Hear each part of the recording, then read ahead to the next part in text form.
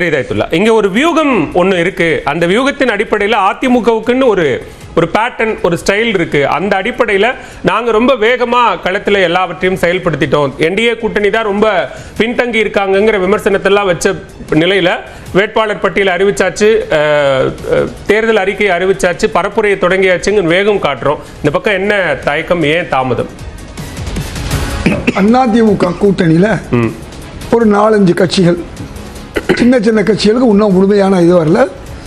இப்போ முக்கியமான கட்சி பாஜக இன்னும் அனௌன்ஸ் பண்ணல. ஒரே ஒரு கட்சி தான் அதிமுக தன்னுடைய பேர் அறிவிச்சிருக்கு. ரெண்டாவது நம்முடைய திரு வாசன் அவருடைய கட்சி தமிழ் மாநில காங்கிரஸ். தமிழ் மாநில காங்கிரஸ் திமுக கூட்டணியை பொறுத்தவரை விரைவில் வெளியிடும் சொல்லி உங்களுடைய பத்திரிக்கையாளர் இப்போ ஊடகத்தில் சொன்னாங்க. நாங்கள் நாளைக்கே எல்லா வேலையும் முடிஞ்சிடும். ஒரு நாள் பெரிய விஷயம் அல்ல. ஆனால் இன்றைக்கு நீங்களே கேட்ட மாதிரி பல அமைச்சர்களுக்கு கொடுக்கப்படலை. புதிய பாரதம் கட்சி ஒரு முரண்டு நிலையில் இருக்குது. அவங்களுடைய அவங்க அந்த ஒரு தொகுதியை நாங்கள் வாங்கிக்கிறோம். முதல்ல இவர் திரு எடப்பாடி பழனிசாமியிடம் பேசினோம். அது ஒரு சுமூக நிலை எட்டப்பட்டதுன்னு சொல்லிட்டார். புதிய நீதி கட்சி முழுசாக கொடுத்துட்டாங்களாங்கிறது எனக்கு தெரியல. அதனால் பிசர்கள் அங்கங்கே இருக்கத்தான் செய்யும். எங்களை பொறுத்தவரை இன்றைக்கு இத்தனை 20க்கும் மேற்பட்ட கட்சிகள், இந்த கட்சிகளுக்கெல்லாம் இடம் வழங்கணும், தொகுதி இது பண்ணணும்.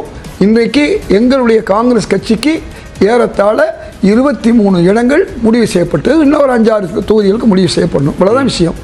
அதனால் நாம் நாளைக்கு எங்களுடைய அகில இந்திய காங்கிரஸ் உடைய தலைமை அங்கே டெல்லியில் உட்கார்ந்து அந்த வேட்பாளர்களும் இறுதியாக்கும். இவையெல்லாம் முந்தின தேர்தலில் நாங்கள் நின்ற தொகுதிகள். அதனால் அது எங்களுக்கு எளிமையாகவும் இருக்கும். அதனால் இவையெல்லாம் ஒரு நாள் முந்தினாங்க பிந்தினாங்கிறதுல உங்களுக்கு முயல் ஆமை கதை தெரியும். புயல் இல்ல, இந்த தாமதம் இங்க ஒரு பிரச்சனை இல்லை. நீங்க சொல்ற மாதிரி அது ஒரு நாள் 2 நாள் முன்னதாகவோ கூட குறைவோ வருது அப்படிங்கிறது. ஏன்னா திங்கட்கிழமை வேட்புமனு தாக்கல் தொடங்க போது, அதுக்கப்புறம் 5 நாட்கள் தான் வேட்புமனு தாக்கலுக்கான வாய்ப்பு இருக்கு அப்படின்ற சூழல்ல அதை நம்ம கேட்க வேண்டிய ஒரு சூழல் இருக்கு. ஆனா கட்சிகள் வெளிப்படுத்துற ஒரு அதிருப்தி ஒண்ணு இருக்கு இல்லையா? இப்ப நாங்க இந்த தொகுதிகளை கேட்டோம், அந்த தொகுதிகள் வேற கட்சிகள் கேட்கிறாங்க, எங்களுக்கு வெற்றி வாய்ப்பு இருக்கக்கூடிய தொகுதிகள் அப்படின்னு சொல்றதோ, அல்லது வேட்பாளர் அறிவிப்பு வரும்போது அதை வெளிப்படுத்துகிற அதிருப்தியோ, இதுதான் கேள்விக்குள்ளாகுது. நீங்களே சொன்ன மாதிரி 7-8 நாட்கள் இருக்கிறது மொத்தத்தில் என்ன வேட்புமனு தாக்கல் செய்ய. ஒரு நாள் என்பது எவ்வளவோ காரியங்களை செய்ய முடியும். அதனால நம்ம தொடர்ந்து பேசலாம். திமுக கூட்டணியில் விடுதலை சிறுத்தைகள் கட்சிக்கான தொகுதிகள் அடையாளம் காணப்பட்டு இறுதி செய்யப்பட்டிருக்கின்றன. அதற்கான ஒப்பந்தம் கையெழுத்தாகியிருப்பதாக விசிக தலைவர் திருமாவளவன் பேசியிருக்காங்க. திரு நீங்க தொடரலாம். திருமாவளவன் பேசியது அற்புதமான வாசம்.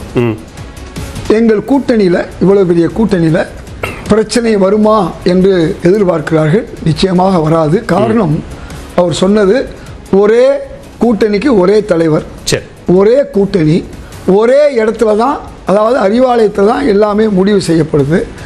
அந்த ஒரே தலைவர் தான் எல்லா இதைகளையும் அறிவிக்கிறாரு. அதனால் இங்கே கூட்டணிக்குள் கூட்டணி கிடையாது.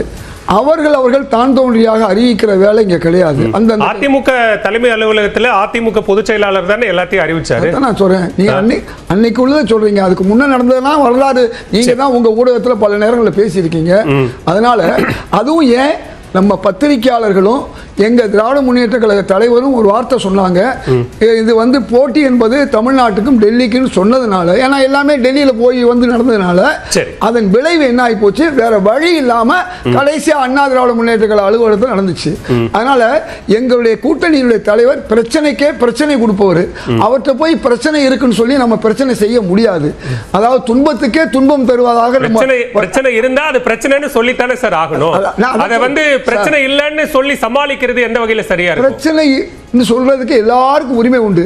எதிர்கட்சிகளுக்கு அனைத்து உரிமை உண்டு. நாங்க தான் எங்களுக்குள்ள பிரச்சனை இருக்குன்னு சொல்லணும். அந்த மாதிரி இன்னைக்கு இருக்கக்கூடிய இந்த கூட்டணி கட்சிகள்ல அந்த ஒரு விஷயம் கிடையாது. அதனால எங்களை பொறுத்தவரை ரொம்ப தெளிந்த நீரோடை போல நடந்து கொண்டு இருக்கிறது. அதுல ஒரு விஷயத்தை பார்க்கணும். வள்ளுவரே சொன்ன மாதிரி குணம் நாடி குற்றமும் நாடி அதில் மிகை நாடி மிக்க கொள்ளல் சொல்வார். அதாவது 2 புறமும் பார்க்கும்போது குணம் எவ்வளவு, குற்றம் எவ்வளவு. அப்ப குற்றம் குறைந்து குணம் கூட இருக்கும்.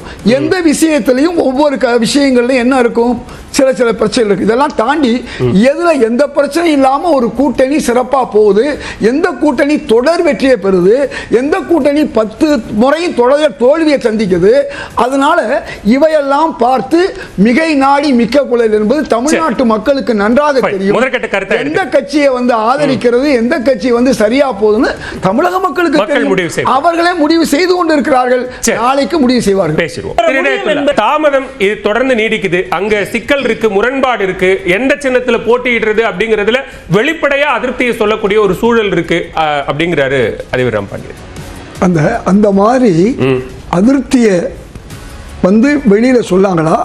திருப்தி தான் பெரும்பாலும் சொல்லியிருக்காங்க. ஓரிருவர் கூட என்ன சொல்லியிருக்காங்க, நாங்க ஏத்துக்கிறோம், எங்களுக்கு சில சிரமங்கள் இருந்தா கூட இந்த கூட்டணியே கொள்கைக்காக ஏற்றுக்கிறோம், இந்த ஆட்சி மீண்டு வரணும், பாஜகவுடைய ஆட்சி இங்கே வந்துடக்கூடாது, மறைமுக ஆட்சி இங்கே வந்துடக்கூடாது என்பதற்காக ஒட்டுமொத்தமாக நாங்கள் மதசார்பற்ற முற்போக்கு கூட்டணியை எங்களுக்குள்ள எந்த பிரச்சனையும் இல்லைன்னு பேசுகிறவங்களாம் அப்படி தான் பேசியிருக்காங்க. அதனால் நீங்கள் ஒரு விஷயத்தை நல்லா புரிந்து கொள்ளலாம். இப்போ நீங்கள் எப்படி ஒரு நோக்கம் வைக்கிறீங்களோ, பாஜக எதிர்ப்புங்கிற ஒற்றை புள்ளியில் நாங்கள்லாம் ஒன்று சேர்ந்துருக்கிறோம்னு சொல்கிறீங்களோ, அவங்களும் அப்படித்தான் நாங்கள் திமுக எதிர்ப்பு, திமுக ஆட்சியை வீழ்த்தணுங்கிற ஒரு ஒற்றை நோக்கில் நாங்கள் ஒரு கூட்டணி அமைச்சிருக்கிறோம். அதுதான் எங்கள் நோக்கம். இது தேர்தல் கூட்டணி தான், கொள்கையை நாங்க பிரதானமா வைக்கல, தேர்தல் கூட்டணி தான். அப்ப நாங்க எங்களால நீங்க முரண்பாடுன்னு விமர்சிச்ச எங்களால இவ்வளவு தூரம் இதையெல்லாம் பேசி சமாளிச்சு எல்லாத்தையும் சரி செய்ய முடிஞ்சது இல்ல, அதை ஏன் உங்க கூட்டணி செய்யலன்னு கேக்குறாங்க.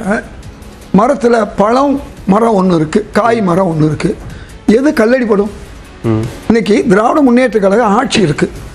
இந்த ஆட்சி சிறப்பாக நடந்தனால தான் எல்லா கட்சியும் ப்ளஸ் ப்ளஸ் ப்ளஸ்ன்னு போயிட்டு இருக்கு. அங்கே அதிமுக மைனஸ் மைனஸ்ன்னு போயிட்டு இருக்குது. ஒவ்வொரு கட்சியும் அங்கே அது பாமகவாக இருக்கட்டும், அதுவும் பாதியாக போச்சு. அதனால் நான் எதுக்கு சொல்ல வர்றேன், எங்களை பொறுத்தவரை நாங்கள் போய் யாரையும் அடிக்க வேண்டியதில்லை. இப்போ அதிமுகவை பேசுறதுக்கு விஜய் கட்சி இருக்குது, விஜய் கட்சியை தாக்குவதற்கு அதிமுக இருக்கு. என்றைக்காவது ஒரு நாள் எங்கள் முதல்வர் அப்ப நீங்க என்ன பண்ணுவீங்க? அவங்க தாக்கணுங்கிறதுக்காகவே உருவாக்கப்பட்ட வகுக்கப்பட்ட விதியா என்ன? அதைத்தான் நான் உங்களுக்கு அழகா சொன்னேன். பல மரம் காயா இருக்கு, ஒரு பழுத்த மரம், எல்லாரும் சேர்ந்து பழுத்த மரத்தெல்லாம் அடிப்பாங்க. ஆனா இப்ப என்ன பிரச்சனைன்னு சொன்னா, நாங்க எந்த கவலையும் இல்லாம இருக்கோம்.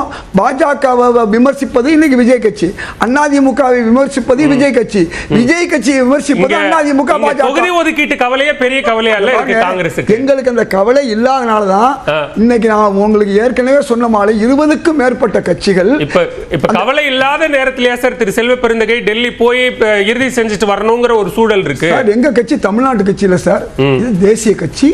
தேசிய கட்சி எப்பவுமே முடிவு அங்கேதான் எடுக்கப்படும், உங்களுக்கு நன்றாகவே தெரியும்.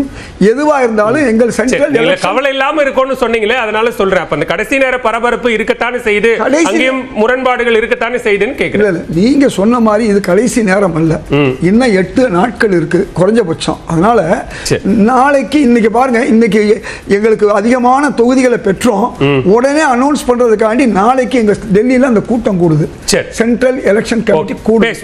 அதனால நாளைக்கு அந்த முடிவு நல்ல முடிவு எடுப்போம், மேலும் நல்ல முடிவு எடுக்கும். ஒரே ஒரு விஷயம், சகோதரர் அம்மான்னு பேசினாரு. இப்ப அம்மா இல்ல,